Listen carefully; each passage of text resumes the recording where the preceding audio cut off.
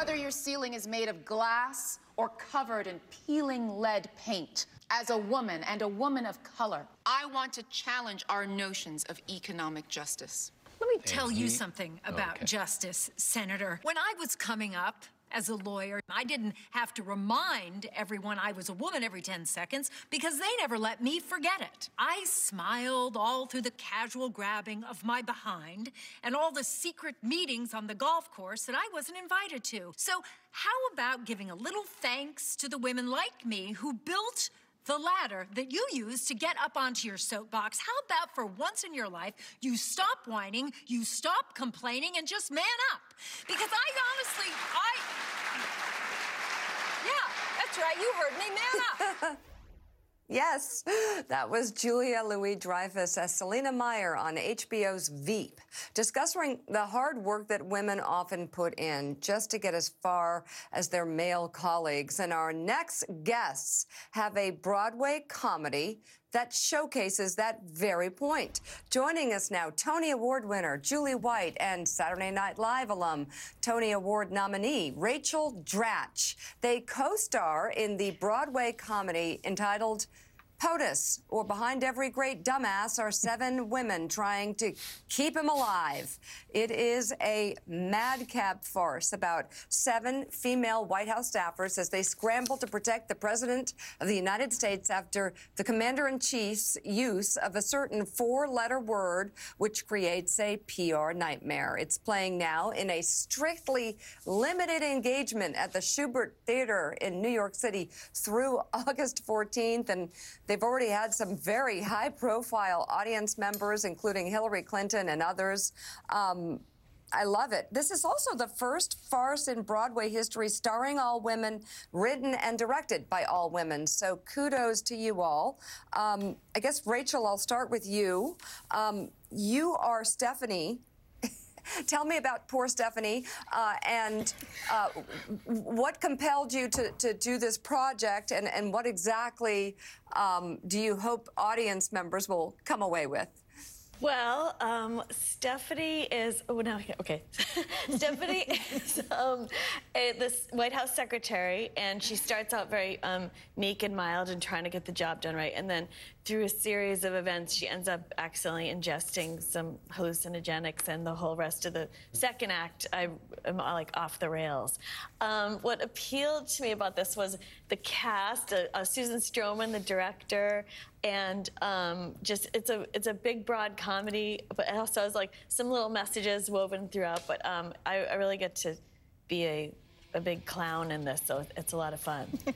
I love it. And Julie White, you are Harriet. Tell us about Harriet. And this looks really fun, by the way. Yeah, it is really, really fun. And Harriet is the chief of staff, and normally in a farce, the role that's like the engine of the farce, who kind of gets it started and is the thing, is definitely a guy, and it would be, you know, Zero Mostel or Nathan Lane or Gene Wilder, and I get to be that. I get to be that loud and that crazy, and it's just a tremendous cast. It's terrifically funny. It's definitely the funniest thing running right now, and we specifically didn't think it was political when we started it. I was like, this is just funny. This is a farce. Yes, it's set in the White House, but it's a fictional White House. But the way that things have unfolded, Mika, it has become this place where people are coming and expressing this kind of solidarity in their outrage, and somehow through laughter, it is actually kind of cathartic. And I'm really, really happy that we're doing it. And I wish we could do it longer, but we've got to stop on August 14th. So oh my gosh. Yeah. Yeah, we got to get people in there. And Rachel, you know, she was talking, Julie, about this being cathartic. I was just thinking, like, probably sitting in the audience, as a woman, it would feel so validating. Yeah, well, when we started in April with previews, like even then, at first people were laughing, this kind of rabid laughter, because you could feel like, oh, the pandemic's over and I'm so happy to be out, and that type of laugh. But then as things started unfolding politically and what it's like to be a woman right now in this country, like the whole thing kind of morphed, and it feels like this like lady power. Like I can't. Oh my God. Like, I mean, guys are liking it too. Yeah, and when Mrs. Clinton was there, there's a line in the play where Vanessa Williams, who plays the First Lady, says that someone asks her, "Why aren't you president?" And she says, "That's the eternal question, isn't it?" And the audience, literally in the middle of the show, rose to their feet, turned towards Hillary, and applauded her for... Oh, my God, that's amazing. Over a minute, which is a long time in the theater. But also, that's amazing.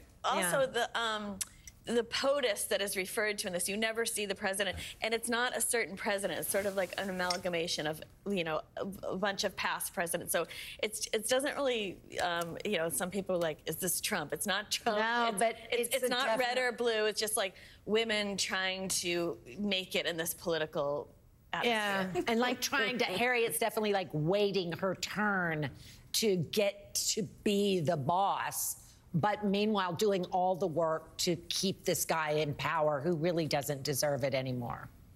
And you both were nominated for Tonys. Congratulations to both of you for your performances in this. And Rachel, this is your first time on Broadway. You step on stage the first time and they nominate you for a Tony. It's so cool. What was that like? Oh my gosh. Well, I mean, I was already like, you know, we'd only been open for, I don't know, 10 days or something. Oh, God. So I was already like, I'm on Broadway. You know, have those like moments as an actor, like walking down the streets of New York, going, I achieved my dream. I'm on Broadway. And then like, boom, you know, double down on the dream, because like that wasn't even on the list. But that was really amazing to be nominated, and Julie was as well. So we got to go to the Tonys. We did. We got all dressed up, and then we didn't win. We didn't win, but in our hearts, we won something. Yeah, I don't know what that was about. So Julie, as someone who's covered a couple White Houses now, I'll say the farce element sounds a little bit more like the Trump one than the current one.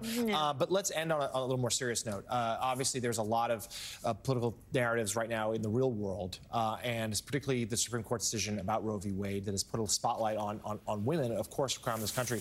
Are you finding what you're doing night after night is resonating that much more with the audience in light of current events? Yeah, it's terrifically so. There's also a moment in the play where a young character that you would not think does say something about safe reproductive health care as a basic human right. And it was initially sort of it was a throwaway, but now, I mean, after Roe went down, people stood up. It reminds me of you showing Selena Meyer's, that character on Veep. She said, if men could get pregnant, you could get an abortion at an ATM. So, yeah. The arts often does help us have a place to express these things. And we'll be okay. We just got to keep fighting. We sure do. Julie White and Rachel Dratch, thank you both very much. And thank you for the laughs. You can catch Potus on Broadway now through August 14th. Absolutely worth getting in there. Congratulations to both of you. Coming up, our next guest.